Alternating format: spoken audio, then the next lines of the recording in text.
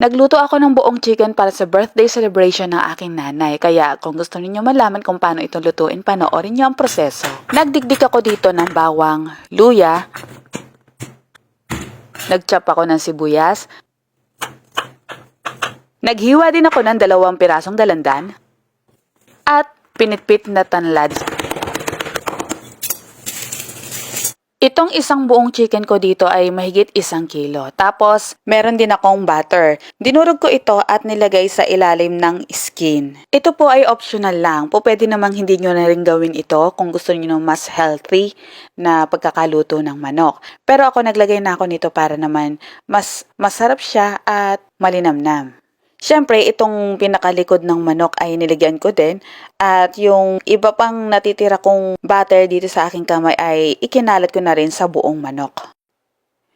Ngayon naman, meron pa akong isang sibuyas na hiniwa. Yung kalahati nito ay una ko nilagay, tapos tsaka ko nilagay itong tanglad at pagkatapos ito na namang kalahati pa ng onion. Sa isang bowl naman ay pinaghalo-halo ko itong oyster sauce, toyo, liquid seasoning, brown sugar, luya, bawang, sibuyas, star anise. Optional ito dahil yung iba hindi naman gusto ang star anise o kaya kontian nyo lang. Dahon ng laurel,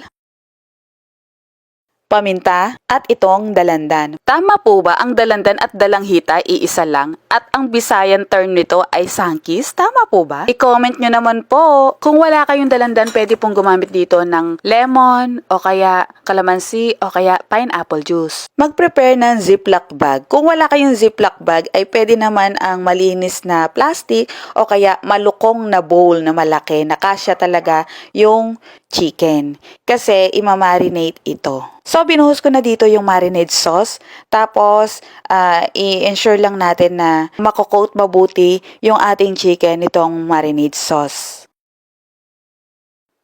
At para namang maging airtight ito, ilulubog natin sa tubig. Sa ganitong paraan kasi, mas manunuot yung marinade sauce sa chicken. Tatanggalin yung pinakahangin at isisil ito. Sabi ko nga kung wala kayong ziploc bag, pwede kayo sa mga malulukong na bowl o kaya sa kaserola, tapos doon nyo na imamarinate, pero babaligtarin nyo once in a while. Ni-refrigerate ko ito overnight. Kinabukasan, isinalin ko na itong chicken sa malaking bowl dahil ihiwalay ang marinade sauce.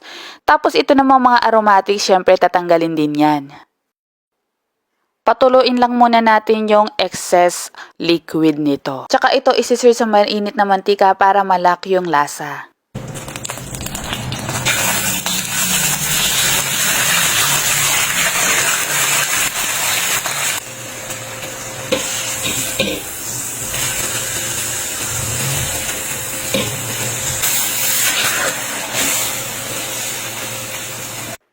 Hindi naman kailangang pritong-prito ito pero isisir nga hanggang mag-golden brown ng kabuuan at pagkatapos nun ay ibubuhos na ang pinaka-marinade sauce dito. Naglagay din ako dito ng tubig para magpalambot sa chicken. Tapos tatakpan ito para kumulo at palalambutin sa loob ng 40 minutes. Kita naman ako. Nasyay si Miss Lane, takpan natin ulit.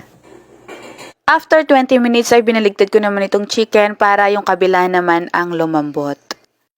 Takpan ulit ito sa mahinang apoy lang dapat para mas mabilis lumambot.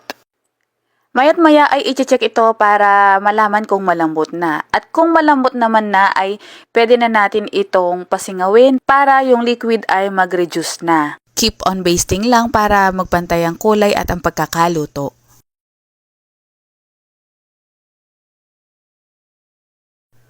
After that ay pwede na siyang iserve. So, narito na ang ating pan-roasted chicken.